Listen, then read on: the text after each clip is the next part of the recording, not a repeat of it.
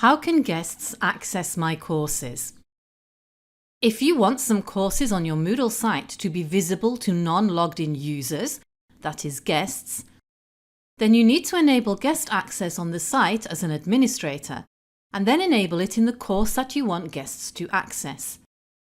This video explains the course settings for guest access.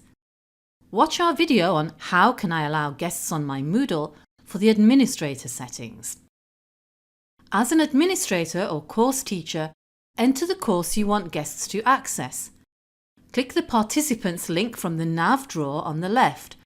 Note we are using the standard Boost theme. And then, from the icon, click Enrolment Methods. Open the eye of Guest Access. This should be enough, but if you want to add a password, you can do this by clicking the Settings icon and entering the password.